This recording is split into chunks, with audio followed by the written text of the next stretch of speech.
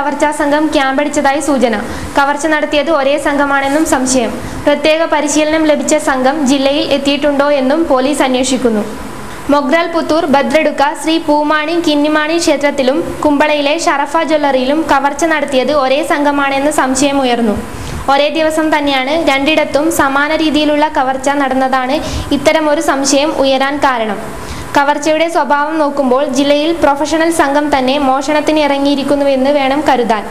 ഇതിനു മുമ്പും ജില്ലയുടെ പല ഭാഗങ്ങളിൽ മോഷണം നടന്നിട്ടുണ്ടെങ്കിലും കവർച്ചാ സംഘത്തെ പിടികൂടാൻ പോലീസിന് കഴിഞ്ഞിട്ടില്ല.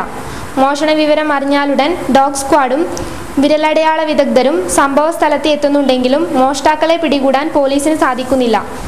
കാലവർഷം ആരംഭിച്ചതോടെ മോഷണവും പതിവായിരിക്കുകയാണ്. ഞായറാഴ്ച ജ്വല്ലറികൾക്കും മറ്റും അവധിയാകുന്നതിനാൽ ശനിയാഴ്ചയായിരിക്കും ഇതിന് തയ്യാറെടുപ്പ് നടത്തിയതെന്ന് കരുതുന്നു. ജില്ലയിൽ പല ഭാഗത്തും കവർച്ചാ സംഘങ്ങൾ എത്തിയതായി സൂചനയുണ്ട്. പോലീസ് വേണ്ട മുൻകരുതൽ എടുക്കാത്തതിനാലാണ് ഇപ്പോൾ ക്ഷേത്രത്തിലും ജ്വല്ലറിയിലും വൻ കവർച്ചയ്ക്ക് ഇടയാക്കിയതെന്ന് സൂചനയുണ്ട്. പതിവ് പോലെ ക്ഷേത്ര കവർച്ചയും ജ്വല്ലറി കവർച്ചയും ഊർജിതമായ അന്വേഷണമാണ് പോലീസ് നടത്തുന്നത്.